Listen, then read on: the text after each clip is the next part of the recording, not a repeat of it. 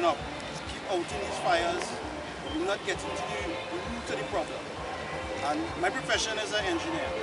And as an engineer, I fix broken things and I prevent working systems from breaking down. And I think enough talk, you have had enough rhetoric, and you've given political parties the opportunity to make a difference, and they have failed, and they continue to fail. There have been some successes. It could be in a lot worse off situation than we're in now, right? But I think the time for constitutional reform is now, and if we're going to have an election, we must stop seeing elections as solutions. Our interpretation of democracy in this country is voting every 5 years. That is not what democracy is. Democracy is two words, two Greek words, demos and kratos, which means basically a state of the people. It's not what we are here. Right? But I just took some thoughts of mine. And I don't want to take up too much of your time, but I want to just get into the solutions. And in terms of constitutional reform, these are my ideas. One, the president will be selected from a field of candidates nominated by the senators. The president must demonstrate decades of excellence and service in his profession, whatever it is. Cabinet ministers, candidates are nominated or proposed by a committee headed by the president. 3.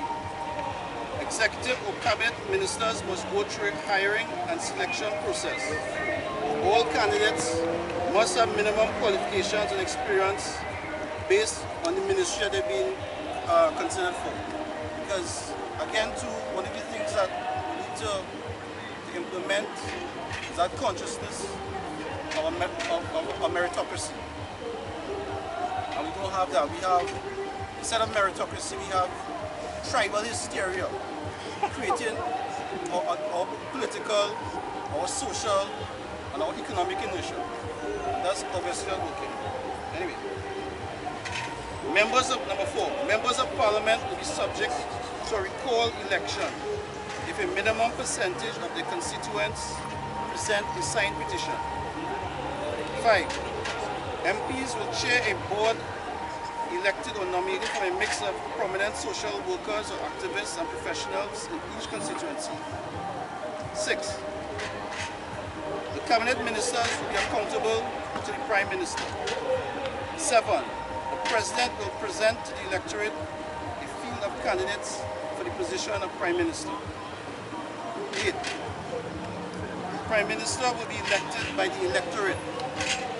The Prime Minister will be subjected to recall if a petition comprising 2/3 or 3/4 of the constituencies present a petition of at least 30% of the constituents of each constituency.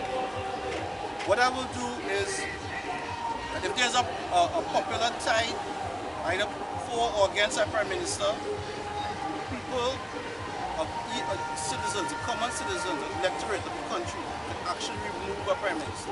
Because the way it is now, the Prime Minister is a force unto his or herself. And that sort of thing has to stop. You have to shift focus back to the people. The senators, the legislature, the executive, and the judiciary as well are all beholden to the people. And if we're going to have an election, it has to be an election like none other election, or no other election has ever been held in this country. Because the people who are going to be elected to members of the lower house, they're going to come in there, and what they're going to do is they're going to put the bills that they're going to put in place are bills that are going to fundamentally change the system of governance. And we're giving them 2 years or 3 years, and then have to call another election. Because we're going to keep over and over again repeating the same mistake. So election is not a solution. We end up in the same position that we ended up in on May 20th. So what we need to do, if we're gonna go into election, we have to come with a plan, and we have to work this plan. And we the citizens have to make sure that the people that we elect, the constituents, the members of parliament. I think we need to just forget about, just for a short while, forget about political parties and this kind of thing. We need to focus on putting proper system of governance in place. After that, everything will fall into place. Enough talk.